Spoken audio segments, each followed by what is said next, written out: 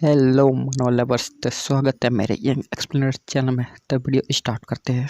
Video start होती है और देखते हैं विगर को जो डंजन के अंदर जा रहा होता है और वो अपने सामने देखता है कि वहाँ पर एक लाइट आता है और वो बोलता है क्या ये डंजन का इंटरेस्ट है। फिर वो जाता है आगे और उसकी फेस के ऊपर लाइट पड़ रहा होता है। फिर वो डंजन में जाता है तो उसके सामने एक आर्टिफैक्ट पड़ा हुआ रहता है। फिर विगर उसके पास जाता है और बोलता है ये तो एक रूबी है और इसी से लाइट आ रही है डंजन के अंदर। फिर वो जाता है उस रूबी को गौर से देखता है। फिर तभी उसकी नज़र दूसरी ओर जाती है तो वो देखता है एक स्केलेटन को और उसके सामने एक लेटर पड़ा हुआ रहता है। फिर अपना विगर उसके पास जाता है और उस स्केलेटन को देखते हुए बोलता है इसके चोट लगी है, इस स्केलेटन के ऊपर शॉट के निशान है और ये खून भी बहुत सूख गया और ये ब्राउन हो गया और ये लेटर। और उस लेटर को उठाता है और उस लेटर में देखता है और उस लेटर में लिखा हुआ रहता है बहुत लंबा चौड़ा। तो मैं शॉर्ट में बता देता हूँ। हम दो भाइयों को ये डंजन मिला था और हमने इस डंजन में आने का फैसला किया और इस डंजन में हमने बहुत से मुश्किलों का सामना किया, बहुत से मॉन्स्टरों को मारा और बहुत से ट्रायलों का पास किया। इसके बावजूद भी हमें ट्रेजर नहीं मिला और हमने लास्ट असाइनमेंट को भी बहुत पूरा करने की कोशिश की और उससे 3 साल हो गया। तो अपना हीरो बोलता है इसको इन लोगों ने एक ट्रेजर को खोजने के लिए 3 साल लगा दिया तभी इन लोगों को ट्रेजर नहीं मिला।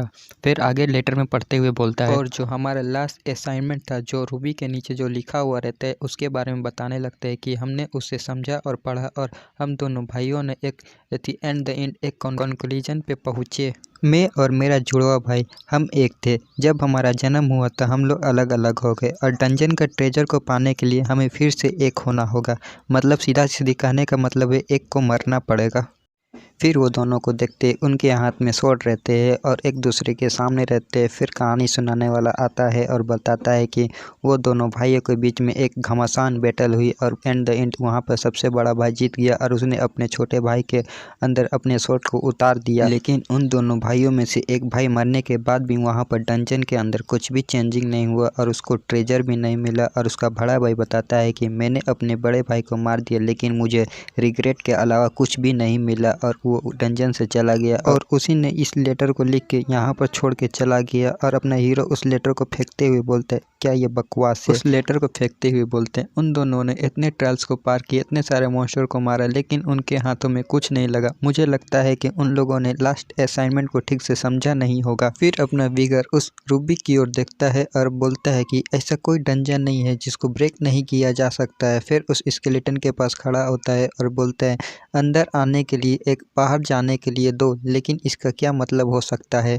फिर वो स्केलेटन को देखता है और वो बोलता है ओ आई सी, मैं समझ गया। फिर वो रूबी की ओर जाता है और उसके ऊपर हाथ रखता है और बोलता है इसका आंसर बहुत सिंपल है। वो दोनों भाइयों की किस्मत बहुत ख़राब थी लेकिन मेरा कोई जुड़वा नहीं है। फिर अपना विगर उस क्रिस्टल को तोड़ देता है और बोलता है इसका आंसर है एथी शैडो, जो एक आता है एथी रास्ते से जो डार्कनेस से भरा हुआ रहता है और जो अंदर एथी लाइट रहता है रूबी लाइट, और उसकी शैडो पड़ने के साथ वो 2 हो जाता है। देखो अब इसके बाद मुझे यहाँ कुछ समझ में नहीं है कि इसने क्या आंसर दिया। तो बैक टू टॉपिक, अपना विगर उस रूबी को तोड़ देता है और वो रूबी हवा में उड़ने लगता है और अपना हीरो एकदम एक्साइटेड हो जाता है और वो देखता है कि उस रूबी के टूटने के बाद वहाँ पर एक ब्लैक कलर की स्वॉर्ड आती है, रेड एंड ब्लैक। और विगर बोलते हैं उस स्वॉर्ड को देखते हो क्या ये एक डेविल की स्वॉर्ड है। फिर अपना विगर उसके पास जाता है और बोलता है कोई मैटर नहीं करता ये किसकी स्वॉर्ड है लेकिन अब ये मेरी है। फिर विगर उस स्वॉर्ड के पास जाता है और उस स्वॉर्ड को पकड़ता है और वो स्वॉर्ड को निकालने लगते हैं। तभी देखते हैं कि वो स्वॉर्ड एक एनर्जी बन के अपने विगर के हाथ में घुसने लगती है और वो पूरी तरह से अपने विगर के हाथ में घुस जाती है। फिर वही स्वॉर्ड अपने विगर के हाथ से निकलती है। अपने विगर को थोड़ा मुश्किल होती है। फिर विगर अपने आप को संभालता है और फिर बैडस लुक में बोलता है फाइनली ये स्वॉर्ड अब मुझे मिल गया।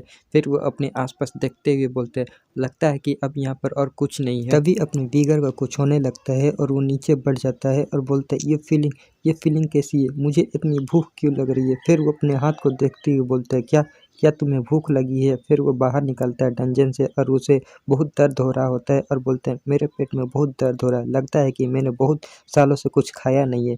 फिर तभी उसकी जो हाथ में वो स्वॉर्ड रहता है किसी और की ओर इशारा करने लगता है और अपना विगर उसकी साइड में जाने लगता है। मतलब वो स्वॉर्ड अपनी ओर विगर को खींचने लगता है, बोलता है चलो उधर चलो। फिर विगर वहीं पर आ जाता है जहाँ पर अपने विगर ने सक्वेस को मारा हुआ रहता है और अपना विगर बोलता बोलता है ये तो वही सकबस है जिसे मैंने थोड़ी देर पहले ही मारा था। फिर वो तभी वो स्वॉर्ड अपने टेंटिकल घुसा देता है उस सकबस के पेट में और उसका ब्लड को पीने लगता है और अपना विगर बोलता है क्या ये सच में ये सकबस का ब्लड पी रहा है। फिर वो बोलता है लेकिन अब मुझे थोड़ी फीलिंग अच्छा लग रही है, अब मेरी भूख शांत हुई है, लगता है कि ये मेरे साथ जुड़ गया है। और वो आगे बोलता है यहाँ के आसपास पेड़ पौधे सूख रहे, क्या ये इसकी वजह से हो रहा है? मैं होप करता हूँ कि इसकी वजह से ना हो। फिर वो स्वॉर्ड अपने टेंटिकल को निकाल लेता है और वो अपने स्टेट में बताता है कि एक खूनी मक्खी ने अपने एक एबिलिटी को कॉपी किया हाउंड होल्ड का। और अपना विगर बोलता है उसको देखते हुए क्या ये दूसरों को एबिलिटी को भी कॉपी कर लेता है। फिर उसे अपने पास्ट लाइफ की एक हादसे की याद आने लगती है और बताया जाता है मेरे पास्ट लाइफ में एक खूनी मक्खी थी जो दूसरे का खून पीती थी और उसके साथ साथ उसका एबिलिटी भी कॉपी हो जाता था। शायद लगता है कि वो वही खूनी मक्खी है और ये एक स्वॉर्ड के रूप में बदल गई है। विगर यही सब सोच रहा होता है। फिर तभी वो अचानक होश में आता है। फिर वो अपने हेल हाउंड की ओर देखता है जो वो पूरी आधा से ज़्यादा खून पी लिया रहता है। फिर वो अपना दोबारा मक्खी ठो फिर जाता है उसको पीने के लिए ब्लड को। फिर वो ब्लड को और पीने लगता है। अपना विगर बोलता है तुम इसका ज़्यादा ब्लड को मत पियो, मैं अपने एग्जामिनेशन को क्या दिखाऊंगा और मैं कैसे पास होऊंगा। फिर अपना विगर उस मक्खी को देख रहा होता है। तभी कहानी सुनाने वाला आ जाता है और बताता है 1 महीना बीत जाते हैं और सभी यंग मास्टर ने अपने अपने शिकार को जाके सौंप दिया रहता है टीचर लोग को। और टीचर लोग भी उन्हें देखते हैं और रिवॉर्ड के तौर पे उन लोगों को उस मॉन्स्टर के से बने हुए हार या कुछ वेपन्स दिए जाएंगे रिवॉर्ड के तौर पे। और जब विगर का वो मॉन्स्टर सब टीचर ने देखा वो लोग भी हैरान हो गए। फिर सीन शिफ्ट होता है और देखते हैं पेट्रियाज को और वो पेट्रियाज बोलते क्या ये सच है? बटलर बोलते हैं हाँ, और वो बोलता है कि यंग मास्टर विगर ने एक ए रैंक का सकबस को हंट किया। एक सकबस एक हाई रैंकर मॉन्स्टर जो वेरेकिल फैमिली के नाइट भी उनसे लड़ने से अवॉइड करते हैं और एक 8 साल के बच्चे ने सकबस को हंट किया। तो वो बटलर बोलते हैं हाँ, और उसने एक पॉइजन का यूज़ किया सकबस को मारने के लिए। तब अपना पेट्रियाज बोलते क्या उस बास्टर्ड के पास पॉइजन कहाँ से आ गए? फिर वो बटलर बोलते हैं हमने पूछने की कोशिश की लेकिन यंग मास्टर विकर ने हमें कहा कि मैं थक गया हूँ इसलिए मैं जा रहा हूँ आराम करने, और वो अपने कमरे में चले गए। तभी अपना पेट्रियाज कुछ सोचने लगता है और बोलते हैं ओह ऐसी बात है। फिर वो अपने बटलर को बोलता है तो ठीक है तुम उसको बुला के लाना। तो अपना बटलर भी मान जाता है। फिर हम लोग विकर को देखते हैं जो वो खड़ा रहता है और अपना पेट्रियाज बोलता है क्या मैंने सच सुना है कि तुमने एक हाई रैंकर मॉन्स्टर को मारा है एक सकबस को? तो अपना विगर बोलते हैं हाँ, और मैंने अपने भाले के ऊपर चॉकलेट लगाया था। और वो बताने लगता है कि एक हेल हाउंड के ऊपर एक चॉकलेट एक पॉइजन की तरह काम करता है और उसी से मैंने उसे मारा था। बटलर अपने मन में सोचता है इसलिए यंग मास्टर विगर ने चॉकलेट मांगा था पेट्रियाज से। और फिर पेट्रियाज बोलते हैं मैंने सुना है कि बटलर तुमसे कुछ सवाल पूछ रहे थे तुमने उनका जवाब नहीं दिया।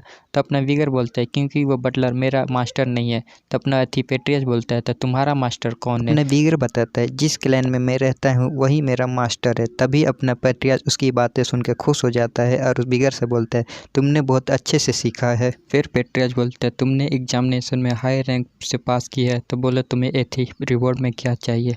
तब विगर उसकी पेट्रियाज की बातें सुनता है और बोलता है फाइनली वो वक्त आ गया और मैं वो मांग सकता हूँ। फिर अपना विगर उसको बता देता है पेट्रियाज को मुझे 10,000 सेंट इप्रेस लाइब्रेरी का एक्सेस चाहिए। लाइब्रेरी का बहुत बड़ा नाम है तो इसके लिए हम लोग लाइब्रेरी को सेंट लाइब्रेरी बोलेंगे। और वो पेट्रियाज और वो बटलर ये उसकी बातें सुन के हैरान हो जाते हैं। फिर हमें बताया जाता है सेंट लाइब्रेरी के बारे में ये एम्पायर का सबसे बड़ा लाइब्रेरी है और टॉप 10 के भीतर आता है ये लाइब्रेरी। पेट्रियाज बोलता है सेंट लाइब्रेरी और उससे बोलते हैं क्या तुम जानते हो कि उस लाइब्रेरी में सिर्फ कौन जाता है? विकर विद फैमिली का डायरेक्ट डिसेंडेंट और वो खुद एक पेट्रियाज और एक रॉयल नाइट्स जाते हैं। तो अपने विकर अपने मन में सोचता है पेट्रियाज ने अलाउ नहीं किया तो मैं कोई और ही रास्ता निकाल लूँगा। तभी पेट्रियाज बोल देता है ठीक है तुम जा सकते हो। और अपना ये विकर बात सुन के हैरान हो जाता है और अपना पेट्रियाज बोलता है तुम मेक श्योर करना कि तुम बास्करविल फैमिली के छठी टेक्निक को सीख सको।